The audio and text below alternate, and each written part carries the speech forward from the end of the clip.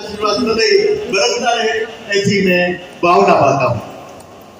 मैं उनका आभार व्यक्त करते हुए दो शब्द कहने का। गुरुदेव प्रणाम आपको। भरत भाई धन्यवाद आपको भी। फोन दो, मेरा फोन देखो। बड़े आदर के साथ बुलाते हो, हर व्यक्ति को आप आगे बढ़ने का प्रोत्साहन भी देते हो। मनपूर्वक धन्यवाद आपको। ये कार्यक्रम जो आप करने वाले हो, इसके लिए यथाशक्ति जो मेरे से हो सके, मेरी कंपनी की तरफ से हो सके, हम आपके साथ सदैव खड़े रहेंगे। चिकित्सा को लेके जो कार्यक्रम जैन समाज के माध्यम से लिए जा रहे हैं, जो भी डॉक्टर साहब बैठे थे, आप लोगों ने बताया, बहुत बड़ा कार्यक्रम लिए रहे हो आप लोग। समाज का एक टप्पा ऐसा भी है जो चिकित्सा की वजह से बहुत परेशान है, तो ये विषय को लेना एक धार्मिक मंच से, ये बहुत अच्छी बात है, बहुत बड़ी बात है। चटर्जी साहब, आपको मैंने सुना, मेरी एक छोटी सी म्यूजिक कंपनी भी है जहाँ हम छोटा मोटा म्यूजिक बनाते हैं और अपना पेट पालते हैं, पर ऐसा था, ऐसा म्यूजिक बिना ताल के, बिना कोई तबला या सारंगी वहाँ होते हुए जो आपने गाया था, वो मैं तो मानूंगा कि माँ भगवती, माँ पद्मावती ही विराजमान थी आपके अंदर, तब जाके ऐसे बोल निकल पाए। आपको भी प्रणाम गुरुदेव, आपको कोटि कोटि प्रणाम। गुरुदेव आपको कोटि कोटि। जय जिनेंद्र, मुझे बहुत खुशी है कि मैं इतने बड़े एक इवेंट का हिस्सा हूँ। बॉम्बे में लाखों events, film, serial, album, awards कर चुके हैं, लेकिन ये धार्मिक काम और एनजीओ, सोशल और जो स्पिरिचुअल प्रोग्राम में जो आने की मजा है, और महाराज साहब का ब्लेसिंग और जो आशीर्वाद देने का जो अमूल्य अवसर भगवान ने मुझे दिया, एक वजह से उनके जीवन मेरा नाम आए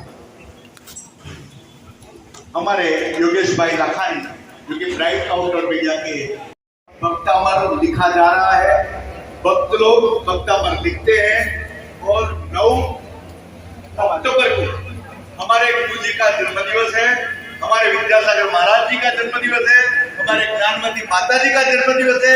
ऐसे 9 तारीख को एक बहुत बड़ा भारतवर्ष का प्रोग्राम करके भक्तामर के 48,000 मीटर कपड़े का एक ध्वज लहरा जाएगा। वो मैं आज आह्वान करता हूँ 11 सितंबर को यहाँ हमारे कुमार चटर्जी साहब का, जो कि स्पिरिचुअल सिंगर है, भक्तामर के ऊपर और नमोकार मंत्र के ऊपर एक बहुत बड़ा स्पिरिचुअल प्रोग्राम होगा। वो देखने का एक बहुत बड़ा लावा है। और मैं आपको ये बता देता हूँ, इस प्रोग्राम में सिर्फ जैन लोग नहीं, बहुत सारे अजैन लोगों ने भी उत्साह से भाग लिया है, वो लोग भी आने वाले हैं। ये बताता है कि भक्तामर जैनों का मंत्र नहीं है। हमारे चटर्जी साहब बता रहे हैं कि भक्तामर जैनों का मंत्र नहीं है, भक्तामर सर्वधर्म का एक महामंत्र है। और यही बात कह के मैं अपने प्रोग्राम को आगे बढ़ाता हूँ। आशीष भाई, और यहाँ पर जो संकरा चल रहा है, मेरे स्वर मेरा तुम्हारा, तो लोग कैसे ठीक हो, इसी में भगवत गीता है, इसी में कुरान शरीफ है, इसी में गुरु ग्रंथ साहिब है, इसी में बाइबल है। सारे ग्रंथों का सार इस भक्तामर गीता के अंदर, गीता के माध्यम से आप लोगों तक पहुंचाया जाएगा। 11 सितंबर को ये वस्त्र के साथ शास्त्र होगा। यह शास्त्र ही आप लोगों की आत्मा का सबसे बड़ा ग्रंथ बनने वाला है।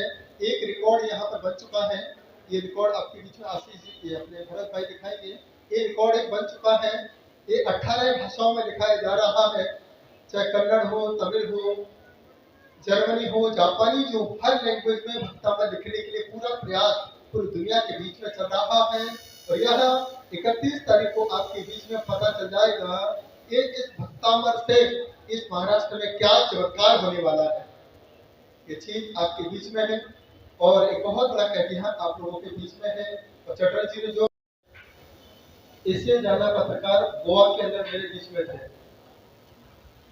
जैसे मैंने गोवा में एंट्री की, सारे पत्रकारों ने कहा कि गुरुजी ये गोवा है, कोई तीर्थ स्थान नहीं है और आप गलत जगह आ गए, क्योंकि यहाँ तो कपड़े पहन के आते हैं और आप तो खोल के आ रहे हो। तो मैंने एक ही शब्द वहां कहा पत्रकारों से, ये जो जैन संत है इस पर किसी हिंदू की मोहर नहीं है। यदि इसके ऊपर भगवा वस्त्र होता लोग उसे हिंदू संत कहते। हरा वस्त्र होता लोग उसे पैगंबर और फकीर कहते। सफेद वस्त्र होता तो लोग उसे सिख और ईसाई कहते। मैं तो हिंदुओं को भी छोड़ के आया हूँ, मुस्लिम को भी छोड़ के आया हूँ, सिख ईसाई को छोड़ के आया हूँ। मैं तो दिशाओं को अंबर बना के दिगंबर होके आपके बीच में आया हूँ। और एक बात मैंने पत्रकारों से कही, ये भारत माता है। अमेरिका को माता नहीं कहते, ना जापान को माता कहते हैं, ना जर्मनी को माता कहते हैं, ना पाकिस्तान को माता कहते हैं। और इस माता के नाम से भारत को पुकारा जाता है। और जब तक बच्चा नंगा है तब तक माँ उसे गोद में खिलाती है, और जैसे ही बच्चा कपड़ा पहन लेता है माँ उसे गोद से अलग कर देती है। मैंने कहा मैं भारत का सच्चा बेटा हूँ, इसलिए मैं भारत माता की गोद में खेलता हूँ। जिस दिन मैं कपड़े पहन लूंगा अमेरिका भी जा सकता हूँ, जर्मनी भी जा सकता हूँ, जापान भी जा सकता हूँ। तो भारत का एकमात्र संत जो माता की गोद में खेलता है उसे जैन संत कहा जाता है। और जो बात डॉक्टर के लिए कही जाती है, मेरे नाम के आगे भी डॉक्टर लगा है, और डॉक्टर किसी एक का नहीं होता है। ये नहीं कहता मैं हिंदू डॉक्टर के पास इलाज कराने जा रहा हूँ, मुस्लिम डॉक्टर के पास इलाज कराने जा रहा हूँ, सिख डॉक्टर के पास जा रहा हूँ, ईसाई के पास जा रहा हूँ। ये कह के नहीं जाता है मैं दांतों के डॉक्टर के पास जा रहा हूँ, दिमाग के डॉक्टर के पास जा रहा हूँ, गुर्दे का दर्द ठीक हो ऐसे डॉक्टर के पास जा रहा हूँ।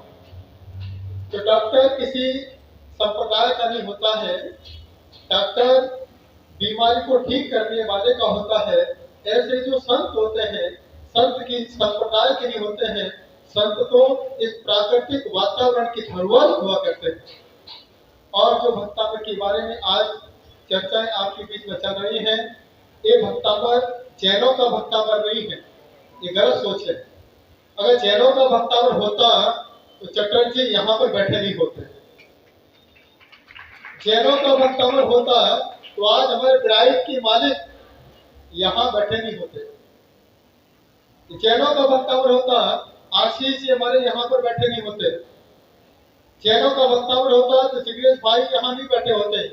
और जैनों का भक्तावर होता इतने पत्रकार हमारे सामने नहीं होते, क्योंकि पत्रकार ये संदेश जैनों का देने के लिए नहीं आए हैं।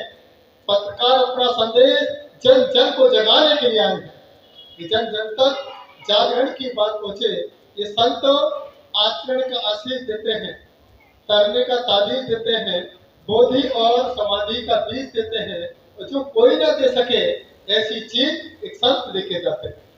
आज चटर्जी अपने बीच में है, ये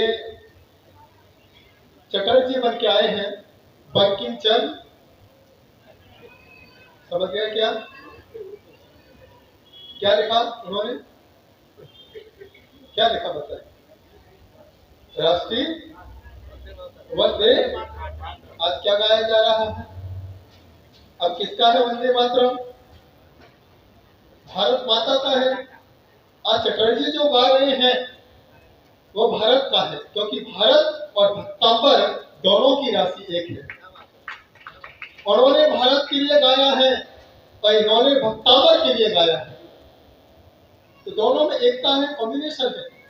प्रकृति जिसको चाहती है उसको अपने पास बुलाती है। आज जो भक्तांबर की बात सारी दुनिया में गाई जा रही है, और यही बात मैं भी जब से मैंने संन्यास के मार्ग को अपनाया है, कहीं नहीं कहता हूं कि मैं जैन हूं। एक ही बात कहता हूं, मैं तो भारत माता का बेटा हूं, इन बच्चों के साथ खेलने के लिए आया हूं। और खेल खेल में who am I, what I do, मैं कौन हूं और मुझे क्या करना, ये बात सिखाने के लिए आया हूं। आज हम मुंबई में आते हैं, कोई भिवंडी के रास्ते से एंट्री मारता है, कोई वासी के रास्ते से एंट्री मारता है। रास्ते भले अलग अलग हो लेकिन मंजिल सबकी एक है। आज इतने सारे कैमरे हमारे सामने लगे हैं, भले ही अलग अलग मीडिया को चला रहे हो, जैसे टाइम टुडे, समय पर, TTN, इधर दमन, इसके बाद मुंबई, इतने सारे अलग अलग हैं, गुजरात। लेकिन समाचार न्यूज एक संत की है। ये जैन धर्म कोई धर्म नहीं है, एक आचरण का नाम है। सबसे बड़ी मजेदार बात है कि जैनों का कोई भी तीर्थंकर जैन नहीं है, सारे तीर्थंकर क्षत्रिय हैं और उनकी वाणी सुनने वाले सभी ब्राह्मण हैं। हमने तो उन्हें गिफ्ट में ले लिया है। तो इसलिए सारे पत्रकारों से यही कहना है, यही संदेश है कि आज जो महामारी से हम गुजर के बाहर निकल के आए हैं, महामारी फिर लौट के ना आए, इसके लिए हम रोज प्रेयर करते हैं।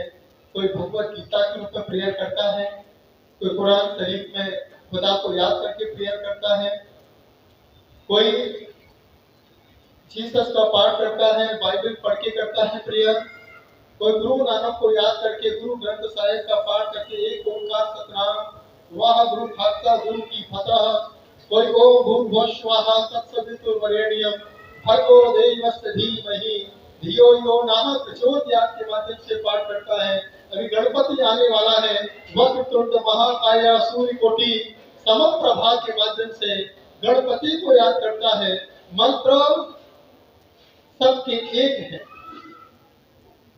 एक मंत्र है, क्योंकि मन सबका अलग अलग हो सकता है, लेकिन जब मंत्र एक हो जाते हैं तो सबका मन अपने आप एक हो जाता है। तो यह भक्तामर का शंखनाद आज मैं आपके मुंबई में कर रहा हूँ, और थोड़े से काम के लिए नहीं, 48,000 मीटर झंडा बना करके मैं कर रहा हूँ। 48,000 मीटर जो तिरंगा झंडा है, तिरंगा झंडा से ही हम राष्ट्र को याद करते हैं, लेकिन इस भक्तामर के झंडे से हम भारत के भक्तों की याद दिलाएंगे कि राम से ज्यादा लोग हनुमान को याद करते हैं। ये महाराष्ट्र की धरा है, या भगवान के मंदिर कम मिलेंगे, साईं बाबा के मंदिर ज्यादा मिलेंगे। जहाँ पर आज गणपति महोत्सव है, वहां पर लिखा जाता है साईं राम साईं गणेश। आप सोचिए, यहाँ पर तुकाराम का नाम लिया जाता है, संत ज्ञानेश्वर को याद किया जाता है, संत गाड़गे को याद किया जाता है, संत गजानन को याद किया जाता है। ये महाराष्ट्र की माटी भगवंतों की माटी नहीं, ये महाराष्ट्र की माटी संतों की माटी है। और जब तक सूरज चांद रहेगा, संतों का सम्मान रहेगा, और जब तक संतों का सम्मान रहेगा, तब तक महाराष्ट्र क्या पूरा हिंदुस्तान रहेगा। इस संतों के प्रभाव से पूरे हिंदुस्तान में आज शंखनाद हो रहा है। इसलिए पूरे देश को राष्ट्र कहा जाता है, लेकिन पूरे राष्ट्र पर भारी महाराष्ट्र है। इस पर सबको नाज है, और सारी दुनिया में महाराष्ट्र की चर्चा है, चाहे फिल्म के माध्यम से हो, चाहे टीवी सीरियल के माध्यम से हो, चाहे बम ब्लास्ट के माध्यम से हो, चाहे पॉलिटिक्स के माध्यम से हो, सारी दुनिया में। और पैसों से चर्चा सबसे ज्यादा आज हमारे विराट वाले यहाँ पर बैठे हैं, हमारे जंगेश भाई यहाँ बैठे हैं, इतने बड़े बड़े उद्योगपति हमारे आशीष भाई यहाँ बैठे हैं। इन्हें आगे किसने बढ़ाया? इसी महाराष्ट्र की माटी में। आज पत्रकार हमारे बीच में हैं, जो काम ये कर रहे हैं वही काम मैं कर रहा हूँ, ये काम कर्म से कर रहे हैं। आज इनके सामने कैमरे लगे हैं, और कैमरे का अर्थ क्या है? स्पिरिचुअल शब्द है। कितनी बड़ी देखिए बात है, कैमरा क्या नाम है? बोलिए, क्या नाम है? स्पिरिचुअल शब्द है कैमरा। बोलिए, कैमरा कैमरा कैमरा, क्या मेरा क्या मेरा क्या मेरा, उसका नाम क्या मेरा। ये रोज कहते हैं कि मेरा कुछ नहीं है, यहाँ से देता हूँ, चैनल को चला देता हूँ, क्या कुछ नहीं देता। एक स्पिरिचुअल शब्द है। आज महाराष्ट्र की माटी है। एक भक्तामर के बारे में आज जो चर्चा चल रही है, 48,000 मीटर का शंखनाद आपके बीच में होने जा रहा है। यही मेरी भावना है कि भारत की माटी पर जब भी कोई संकट आए, उसे बचाने में सबसे पहले महाराष्ट्र की माटी का शंखनाद होना चाहिए। सारी दुनिया में चर्चा का विषय हो कि जब परेशानी आती है। आज जब वैक्सीन की तैयारी हुई, इसी महाराष्ट्र से वैक्सीन तैयार की गई साइरस के द्वारा। सबसे पहले वैक्सीन इसमें छिलौना वाला। आज जो कुछ भी हो रहा है महाराष्ट्र के माध्यम से हो रहा है, इससे सारी दुनिया को महाराष्ट्र पर गर्व है। और मैं भी गर्व से कहता हूं कि मेरा जन्म भी इसी महाराष्ट्र की माटी पर हुआ है। महाराज जी का इनका भी जन्म इस महाराष्ट्र की माटी पर हुआ है। तो आज ये एक संक्रांत 11 तारीख को ही क्यों बुला रहा हूँ, तो आज हर कोई 9-2-11 होने की बात करता है। 9-2-11 इन्होंने कहा 11 को आओ, क्योंकि 11 में 2 नंबर है, तो 2-9-11 हो जाए। दोनों आओ और यहाँ से क्या होके जाओ, 11 होके जाओ। ऐसी भावना के साथ यह 11 सितंबर जो सितम ढाया है कोरोना ने हमारे ऊपर, वो सितंबर को दिगंबर कोरोना से मुक्त करने का प्रयास कर रहा है भक्तामर के माध्यम से। एक संकल्प क्षमा वाणी के माध्यम से आप लोगों के बीच में है। यही आप लोगों के लिए मेरा संदेश है, कभी मुझे जैन नहीं माने। और डॉक्टर हैं, ज्योतिषाचार्य भी हैं, लोग मुझे अपना संत माने। इस भारत माता का बेटा मुझे मान करके मेरे पास आएंगे तो मेरा पूरा आशीर्वाद आपके पास तक पहुंचेगा। और मैं तो सिर्फ आप लोगों को आशीर्वाद देने के आया हूँ। ज्योतिष मुझे सीखना पड़ा, क्योंकि आज पंडितों की दुकानें चल रही हैं। एक पंडित जी हमारे पास आए, मैंने पूछा, पंडित जी आप इतने सारे रत्न पहनाते हो, किसी को पुंगास पहनाते हो, किसी को माणिक पहनाते हो, किसी को मोती पहना देते हो, किसी को नीलम पहनाते हो, किसी को फायदा होता है क्या? पंडित जी कमरे में आके बोलते हैं, गुरुजी किसी को फायदा हो ना हो, अपने को तो बहुत फायदा होता है। उसी दिन मैंने सोचा अगर ऐसा ही चलता रहा कल मंदिरों में ताले हो जाएंगे। युवा पीढ़ी कहेंगी कुछ नहीं, सब बेकार की बात है। तब मैंने सब चीज सीख करके लोगों को अंधविश्वास से बाहर निकालने की कोशिश की है। मैंने कहा अब दूसरों की आंखों से मत देखिए, जो भगवान ने तुम्हें आंखें दी हैं उन आंखों से देख करके सत्यता और असत्यता की पहचान कीजिए। इसी भावना के साथ मैंने सब सीखा है। आप बिल्कुल निष्फिक्र रहें, मेरे पास आने का कोई चार्ज नहीं है, क्योंकि यहाँ पॉकेट ही नहीं है। जो डॉक्टर साहब अपने बीच में आए थे, जो उन्होंने कहा कि जैनों का इलाज करेंगे, वैसे जैनों को इलाज की जरूरत ही नहीं है। उनके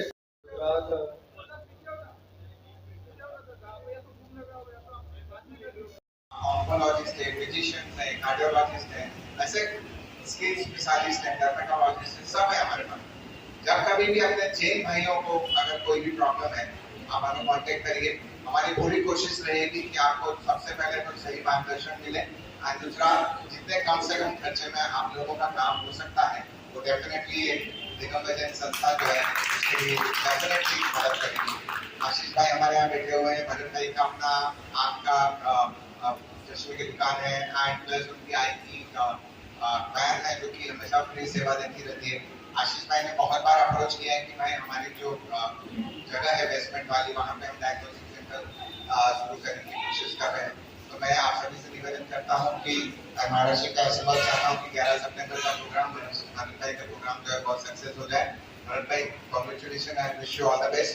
भरत भाई सब कुछ जैसा उन्होंने कहा ना कि समय था जब उनके पास बहुत सारी चीजें, जब समय नहीं था, आज समय ही समय है। हेल्थ और सब चीजों को भी ध्यान में रखते हुए भरत भाई जितनी सेवा कर रहे हैं ये अपने आप में एक बहुत बड़ी बात है। भरत भाई थैंक यू सो मच, आपने मुझे बुलाया उसके लिए thank you, and once again see you all on 11 September. Thank you so much, thank you so much. Doctor Ajit Jain, पहले तो आपने मुझे दिगंबर जैन फाउंडेशन कनेक्शन में नहीं है, और सचमुच में अगर कोई कनेक्शन है तो वो है महाराष्ट्र और हमारे कुमार चटर्जी साहब। कॉन्टेक्ट से कनेक्शन का जो रास्ता है वो अगर कोई तय करा सकता है तो कुमार चटर्जी जैसे म्यूजिशियन जो स्पिरिचुअल सिंगर्स हैं वही करा सकते हैं।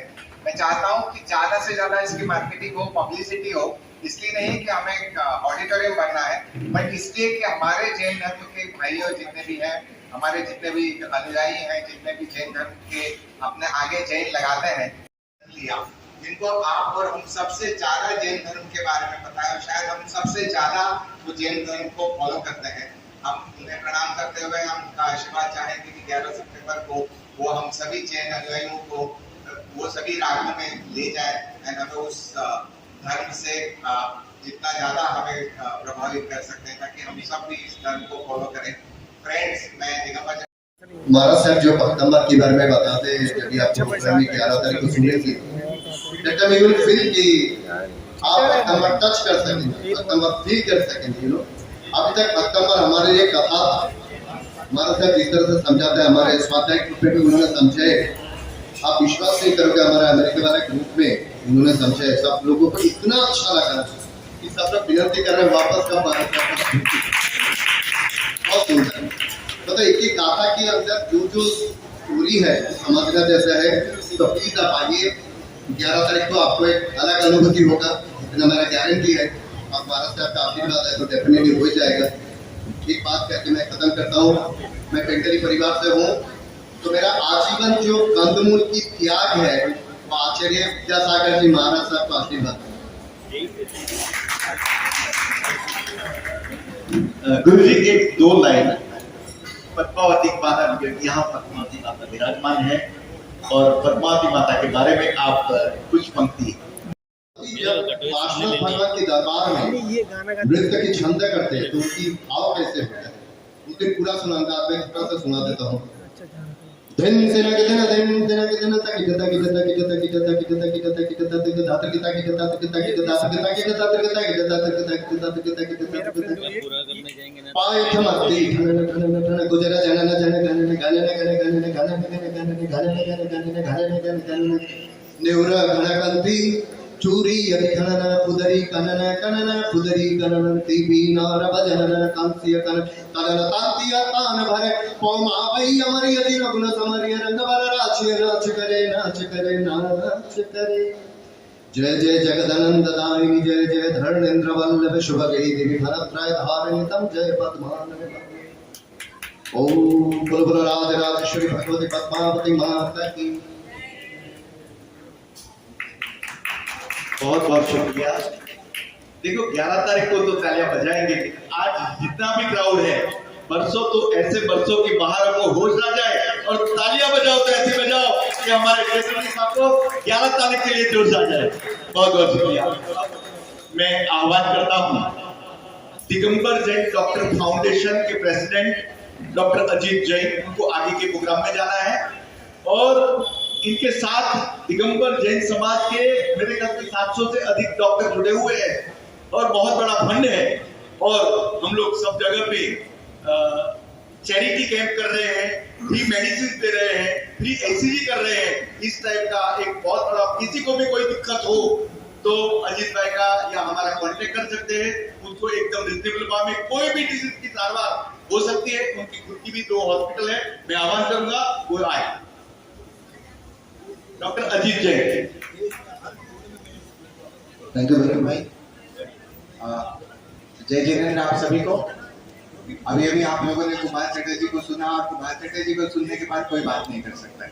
सबसे पहले तो मैं भरत भाई का बहुत बहुत शुक्रिया अदा करता हूँ, क्योंकि जब पहला प्रोग्राम उन्होंने कुमार चटर्जी का जो हमारे दिगंबर जैन डॉक्टर्स फाउंडेशन के थ्रू हुआ था, आना तीसरी अंतर में है यह संस्तुत सकल वाङ्मय तत्त्वबोधात् उद्भूत बुद्धि पटुभिः सुरलोकनाथैः स्तोत्रे जगत्हृदय चित्तः भेदुदारैः स्तोष्ये किलाहमपि तं प्रथमं चिन्ता।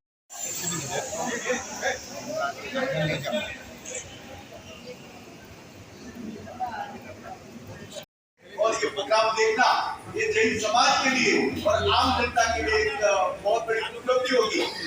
चैटर्जी देव ने नमोका मंत्र के ऊपर वर्ल्ड में स्पिरिचुअली लोगों को अपनी हेल्थ वाइज अच्छा किया है। मैं चैटर्जी साहब को विनती करूंगा आए और अपने प्रोग्राम के बारे में और गुरु जी के बारे में पूछें। साथ में मैं जिग्नेश भाई, दिगंबर जैन डॉक्टर फाउंडेशन के प्रेसिडेंट अजीत भाई, योगेश भाई लाखानी डाइट आउटडोर मीडिया से जो हमारे साथ जुड़े हैं, उनका मैं तहे दिल से आभार व्यक्त करता हूँ। हमारे यहाँ के ट्रस्टी आशीष भाई, मैं उनका आभार व्यक्त करता हूँ। सदैव मेरे साथ कंधे से कंधा मिला करके आशिफ भाई हमें कोऑपरेट कर रहे हैं। बहुत बहुत शुक्रिया।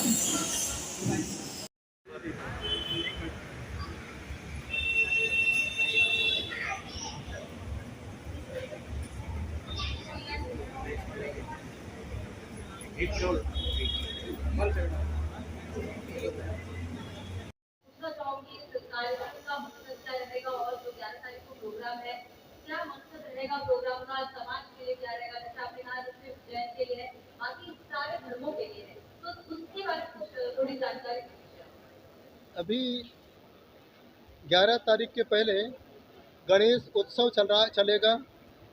11 तारीख के पहले 10 लक्षण पर्व चलेगा। दोनों पर्व के बीच में, दोनों त्यौहार के बीच में लोग आपस में मिलेंगे, आपस में जुड़ेंगे और आपस में एक दूसरे से भक्ति नृत्य के साथ अपनी अपनी बात कहेंगे।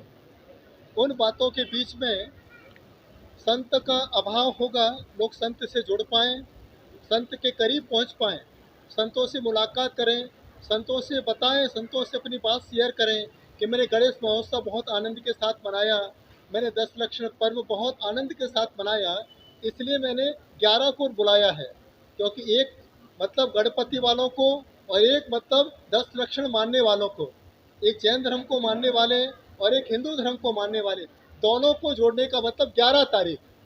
और सितंबर को इसलिए बुलाया है क्योंकि यहाँ जो सितम है, जो कष्ट आया है, उस सितंबर को दिगंबर मिलकर के दोनों को एक करके एकता का संदेश दें, भाईचारे की भावनाओं को जोड़ने के साथ अपने अंदर क्षमा वीरस्य भूषणम, अहिंसा का संदेश, एकता का संदेश, हम एक हैं, यही संदेश के साथ हम लोग 11 सितंबर को आपको बुला रहे हैं। और जो भक्तांबर का शंखनाद लेकर के हमने एक अभियान चलाया है, आज तक भारत देश में मातृ डे होता है, पितृ डे होता है, आज तो वैलेंटाइन डे भी होता है, फ्रेंडशिप डे होता है, लेकिन भारत में कहीं भक्तों का डे नहीं है कि सारे भक्त एक होके कोई अपनी बात कर सके। हिंदू अपनी बात करता है, मुस्लिम अपनी बात करता है, सिख अपनी बात करता है, ईसाई अपनी बात करता है, लेकिन कोई भक्त एक होके बात नहीं कहता है कि मैं भारत माता का भक्त हूँ। अरे हिंदू का भक्त बनना बहुत आसान है, मुस्लिम का भक्त बनना आसान है, सिख का भक्त बनना आसान है, ईसाई का भक्त बनना आसान है, लेकिन भारत माता का भक्त कब बनोगे? क्योंकि मेरी भावना है, जब बच्चा जब बाहर जाता है तो अपने आप को कहता है मैं इंजीनियर हूँ, कहता है मैं डॉक्टर हूँ, मैं वकील हूँ, मैं ऑफिसर हूँ, लेकिन जब बच्चा माँ के पास आता है उस समय क्या कहता है? मैं तो बेटा हूँ। तो वो दिन कब आएगा कि सारे हिंदू मुस्लिम सिख ईसाई मिलकर ये कहें कि मैं इस धरती माता का बेटा हूँ। इसी भावना के साथ हम लोग एक भक्त के साथ भक्तामर दिवस मनाना चाहते हैं। भरत जी, जिस तरीके से आज की जो युवा पीढ़ी है वो गलत रास्ते पे जाती हुई नजर आ रही है, ऐसे में हर धर्म की जानकारी उनके लिए जानना कितना अहम हो जाता है? युवा पीढ़ी यदि गलत रास्ते पर जा रही है, इसमें सबसे पहले जिम्मेदारी इनके माता पिता की है।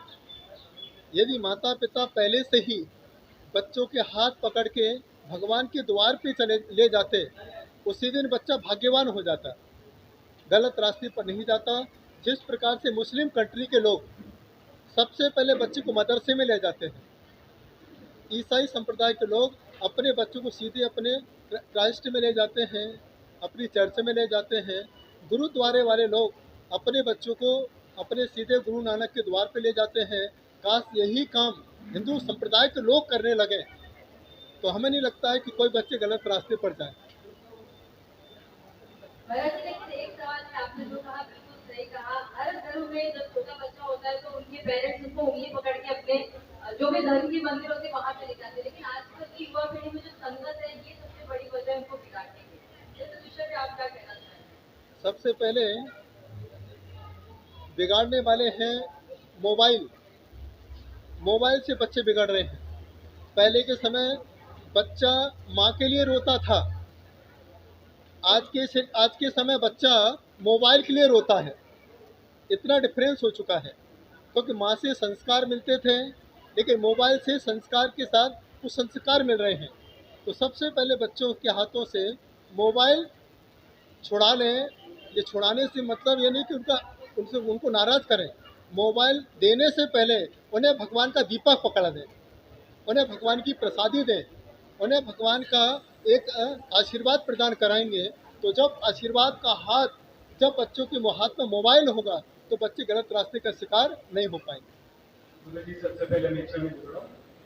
और जैसे कि जैन धर्म में कहा जाता है नौकार मंत्र सबसे बड़ा नमोकार मंत्र है, वो हम लोग भी करते हैं क्योंकि हमारे काफी फ्रेंड्स हैं। भक्तामर जो ग्रंथ आप बनाने जा रहे हैं और जैन धर्म में खास करके अभी तक कोई ग्रंथ नहीं है, तो भक्तामर का मतलब मैं नहीं जानता कि शायद किसी को पता रहेगा, तो कृपया करके आप भक्तामर का ग्रंथ और भक्तामर क्या है वो विषय में बताएं। देखिए, सबसे अच्छा प्रश्न किया है, भक्तामर क्या है।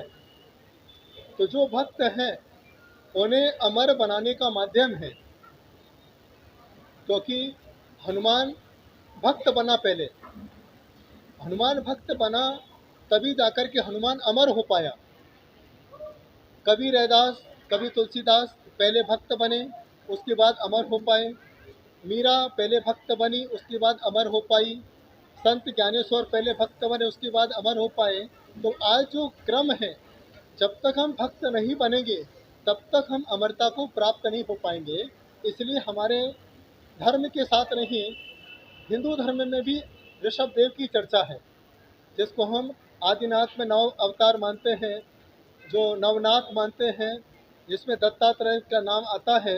मुस्लिम संप्रदाय में से पैगंबर का रूप देते हैं, जिसे मोहम्मद कहते हैं। सिख संप्रदाय में भी एक नाम आता है, एक ओंकार सतनाम, ऋषभ, उसमें ऋषभ देव का नाम आता है। ईसाई संप्रदाय में भी जो गॉड ब्लेस यू शब्द आता है, तो ब्लेस मतलब ऋषभ देव का ब्लेस। तो यहाँ पर जब आदि ऋषभ देव की बात आती है तो ऋषभ देव की बात में भक्तों को अमर करने का उपाय बताया जाता है कि जब तक भक्ति नहीं करेंगे तब तक कोई व्यक्ति अमर नहीं हो पाएगा। अमरता के लिए सबसे पहले भक्ति करना बहुत ज़रूरी है। और ये जो काल चल रहा है इसे कलयुग कहते हैं। कलयुग में ध्यान नहीं लग सकता है, लेकिन जब कीर्तन चलता है, संगीत चलता है तो समय का पता नहीं चलता है, और जब ध्यान चलता है तो सोने का पता नहीं चलता है कि हम कितने समय तक हम सो लिए हैं। इसलिए भक्ति भक्तामर का एक स्तोत्र है, एक माध्यम है। भक्तांबर का सही मतलब यानी कि आपको समझाएंगे कि भक्तांबर कहाँ से शुरू हुआ और किस हिसाब से? भक्तांबर 9वीं सदी से स्टार्ट हुआ। इसको लिखने वाले आचार्य मानतुंग स्वामी, इन्होंने धार नगरी के अंदर, मध्य प्रदेश मालवा के अंदर इन्होंने 48 काव्य का सृजन किया। जब वो कारागृह में कैद थे, 48 कारागृह में उनको बंधे हुए थे, उस समय उन्होंने प्रेयर किया, ऋषभ देव भगवान को याद किया। ऋषभ देव भगवान को जैसे याद किया, एक एक छंद पढ़ते चले गए और ऑटोमेटिक ताले खुलते चले गए।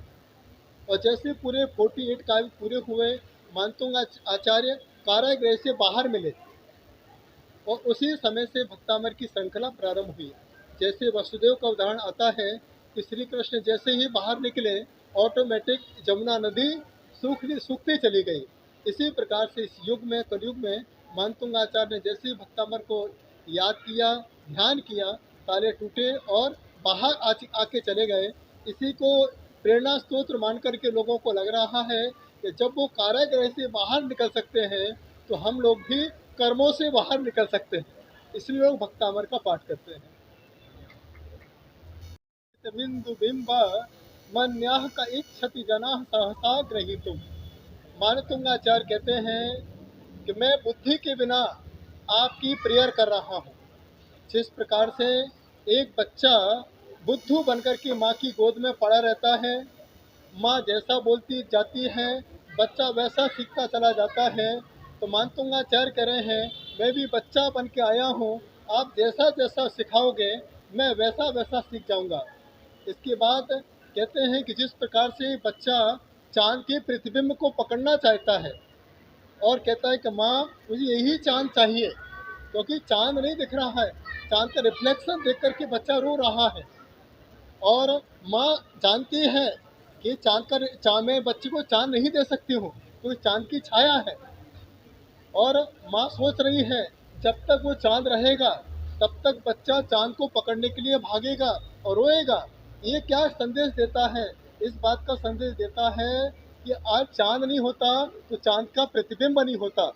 यदि आज भगवान नहीं होते तो यहाँ पर ये जिन बिंब नहीं होते, ये मंदिर नहीं होते, तो इसका मतलब कहीं ना कहीं चांद भी है, सूर्य भी है, कहीं ना कहीं परमात्मा है।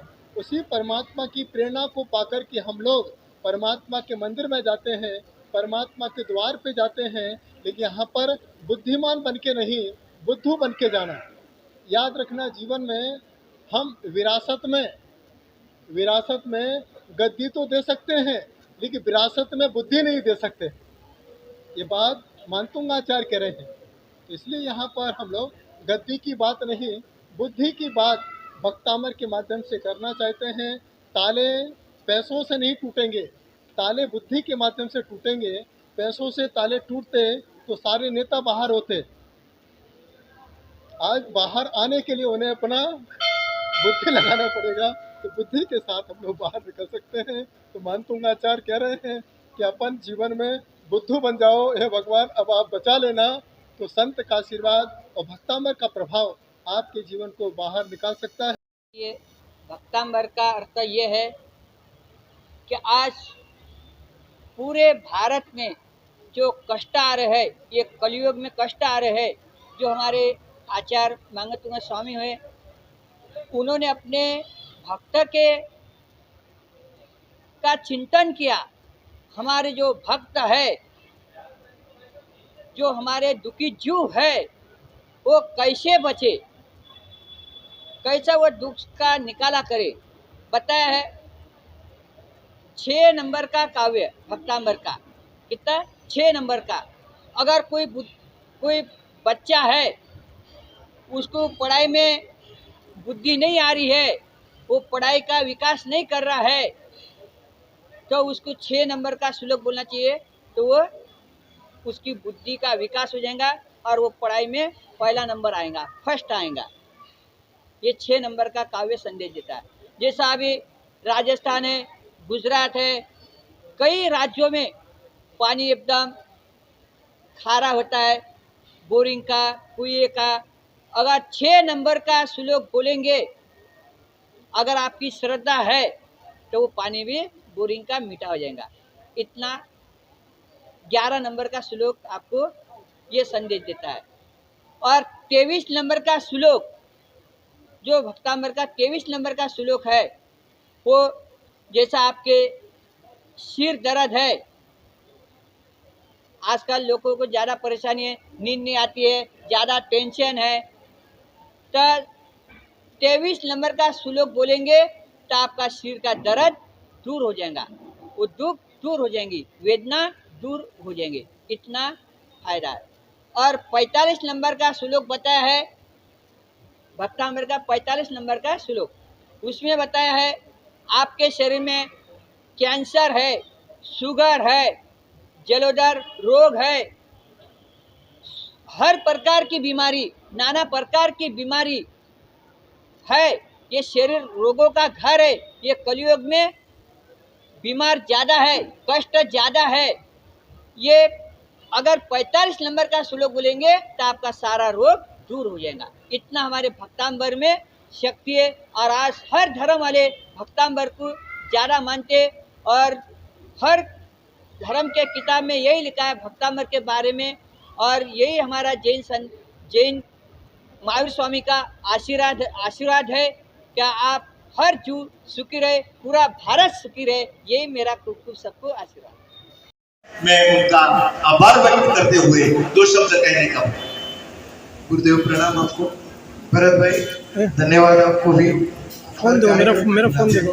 बड़े आदर के साथ बुलाते हो, हर व्यक्ति को आप आगे बढ़ने का प्रोत्साहन भी देते हो। मनपूर्वक धन्यवाद आपको। ये कार्यक्रम जो आप करने वाले हो, इसके लिए यथाशक्ति जो मेरे से हो सके, मेरी कंपनी से हो सके, हम आपके साथ सदैव खड़े रहेंगे। चिकित्सा को लेके जो कार्यक्रम जैन समाज के माध्यम से लिए जा रहे हैं, जो भी डॉक्टर साहब बैठे थे आप लोगों ने बताया, बहुत बड़ा कार्यक्रम ले रहे हो आप लोग। समाज का एक टप्पा ऐसा भी है जो चिकित्सा की वजह से बहुत परेशान है। तो ये विषय को लेना एक धार्मिक मंच से ये बहुत अच्छी बात है, बहुत बड़ी बात है। चटर्जी साहब, आपको मैंने सुना, मेरी एक छोटी सी म्यूज़िक कंपनी भी है जहाँ हम छोटा मोटा म्यूज़िक बनाते हैं और अपना पेट पालते हैं। पर ऐसा म्यूज़िक बिना ताल के, बिना कोई तबला या सारंगी वहाँ होते हुए जो आपने गाया था, वो मैं तो मानूंगा कि माँ भगवती, माँ पद्मावती ही विराजमान थी आपके अंदर, तब जाके ऐसे बोल निकल पाए। आपको भी प्रणाम गुरुदेव, आपको कोटि कोटि प्रणाम गुरुदेव, आपको कोटि कोटि। कि पहले तो हमारा बहुत बड़ा सौभाग्य है कि कुमार चटर्जी जो कि भक्तामर और नमोकार मंत्र के ऊपर वर्ल्ड में स्पिरिचुअल प्रोग्राम देते हैं, आज आपने उनके बारे में सुना, उनकी मुझे डेट मिली। दूसरी बात यह है कि मैं अकेला जब जूझ रहा था तो गुरुजी ने बोला कि आप मुझे सिर्फ 1 रुपया देना, आप मुझे सिर्फ 1 रुपया देना, मैं भरत भाई आपका प्रोग्राम करूंगा। जब पहली बार शांति से उनको मिला तो मैं उनका परम भक्त हो गया गुरुजी। और हम दोनों कहीं ना कहीं एक ही सिक्के की 2 बाजुएं हैं। उनकी लाइफ की शुरुआत भी स्ट्रगल से हुई है और मेरी लाइफ की शुरुआत भी स्ट्रगल से हुई है। इतने में मैंने ऐसे ही बात किया हमारे आशीष प्रभुगावकर जी को, उन्होंने बोला भरत भाई जितना रुपया चाहिए उतना आप मेरे से ले लीजिए। अब सुना में सुहागा हो गया, हमारे जिग्नेश भाई मिले। अब जिग्नेश भाई तो धर्म के लिए सब कुछ न्योछाव करने के लिए तैयार है। तो ये सब हाथ मुझे मिले और गेवारे साहब, दिलीप गेवारे साहब ने मुझे सबसे पहले कहा कि भरत भाई मैं अकेला करता हूं, आप ये प्रोग्राम कीजिए, लेकिन सबको साथ में लेके करना चाहिए। वो सोच करके ये प्रोग्राम मैंने किया है और सबका मैंने सोचा था, उससे बहुत अच्छा साथ सहकार मिला है, प्रोग्राम में भी मिला। इसी बात के साथ भक्तामर के बारे में और नमोकार मंत्र जो जैनों का सबसे महामंत्र है उसके बारे में कुमार चटर्जी के मुंह से और गुरु भगवंतों के मुंह से जब सुना जाएगा तो मुझे पक्का विश्वास है कि आप मंत्रमुग्ध हो जाओगे, क्षणिक वैराग्य की तरफ आप बढ़ोगे। और इसके लिए एक लाइन याद आती है कि लाखों मुफलिस हो गए, लाखों तवंगर हो गए। मुफलिस मतलब पैसे वाले हो गए, गरीब हो गए। लाखों मुफलिस हो गए, लाखों तवंगर हो गए, दोनों खाक में मिल गए, दोनों बराबर हो गए। और इसी छोटी सी जिंदगी में कुमार जी चटर्जी साहब ने तो अपना जीवन कहीं ना कहीं धार्मिक स्पिरिचुअली सार्थक किया है। वो हमें आशीर्वाद दे, हमारे गुरु भगवान तक का आशीर्वाद है। और साथ में वसुनंदी जी महाराज भी विराजमान है उनके पूरे संघ के साथ। मैं वसुनंदी जी महाराज के बारे में कहूँगा तो उन्होंने प्राकृत भाषा में 300 ग्रंथ लिखे हैं। ऐसे वसुनंदी जी महाराज श्री का भी यहाँ आना होगा, उनका भी हमें वचनामृत का लाभ मिलेगा। ये सब एक साथ में जब जुड़ता है तो एक बहुत बड़ा महान दिन के रूप में विचरता है। ये एक धार्मिक प्रोग्राम है, आप सबको भी मैं विनती करता हूँ और आइए और धर्म लाभ लीजिए। बहुत बहुत शुक्रिया। आपसे मेरा सवाल है, भक्तामर जैसे शुभ कार्य को लेकर भरत शाह जी का आपको सपोर्ट रहा, आपका सपोर्ट इसको रहा, तो इनके बारे में आप क्या कहना? पहले तो भरत भाई ने जब भी मुझे बताया कि भक्ताम्बर के ऊपर प्रोग्राम करना है, तो क्या हो गया कि एक्चुअली मैं 4 साल से भक्ताम्बर के ऊपर रिसर्च कर रहा था, तो मेरे लिए एक बहुत बड़ा अवकाश था कि यहाँ पे करने के लिए।